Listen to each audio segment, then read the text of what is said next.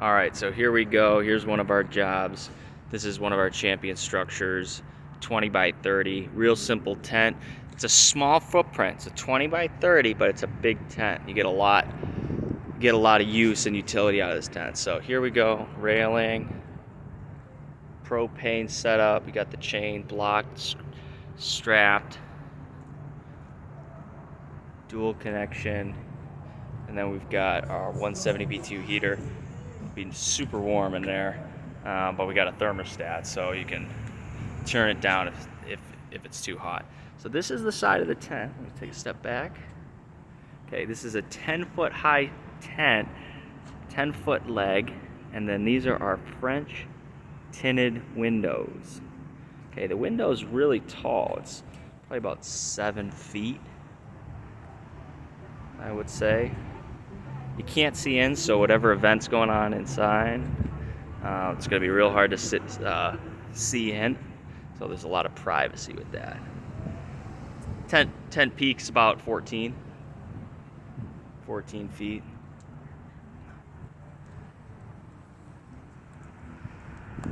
So this is the side of the tent. Picture of your work of art. Yeah. Block covers instead of big hunks of concrete. Then I've got this wood base. This is for the smaller tent, and then the bigger tent would have a steel base plate. So this is the footing. It's a bunch of different ways. This is typically for stay coal. You could do a concrete anchor right to these. Right? And then in this case it's bolted to this plate. Then I've got a rubber pad underneath, right? So we don't scratch anything.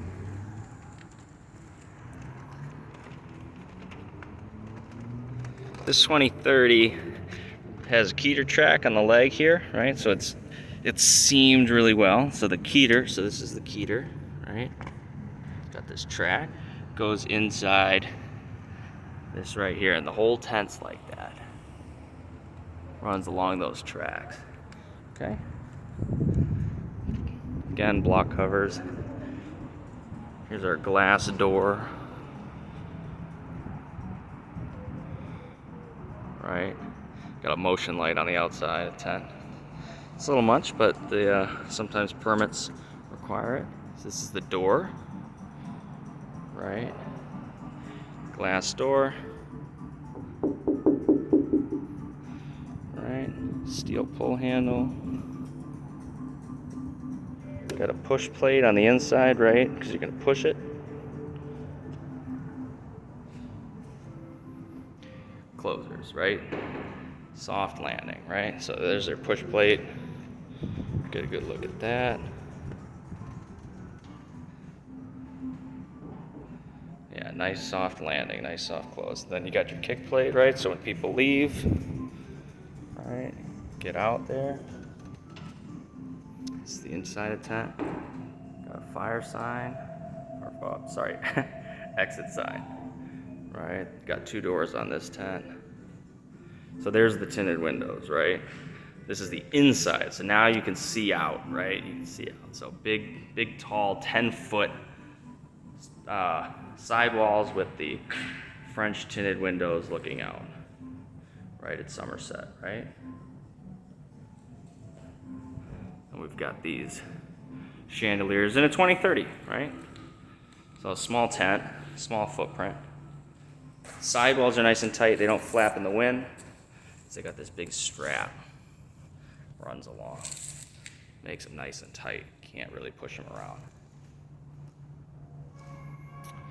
So this is one of the legs, right? I want to show you something about this leg, right? It's got a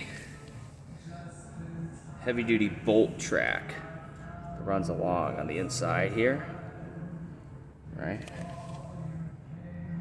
And then it got a keeter track on the outside here, right? You can bolt stuff to this too, but you can also bolt things to this. I typically use this bolt track. Fire extinguisher mount, right? Thermostat, right? Turn it on and off, bolted. Fire extinguisher sign, right? All bolted. take a thing. You could mount the TV to this, right? This is a 1/2-inch bolt, 3/4 inch head. Right, put it right in the track. It'll hold it in place. Just bolt anything you want right to it. Electrical's really done really neatly. Take a good look at that. No zip ties. All hardware comes across. Little junction box. Can't see it, right? Can't see it going across the beam. That's why. The reason you can't see it is because we run that cord, right, inside the heater track. You can't see a thing, right? Right to the top of the beam. Can't see the wires. No wires. Right? Evacuation plan. You can mount anything, right? So I've got hardware going to these purlins. You can mount a bolt track to it. Right? You can mount something heavy up there if you want.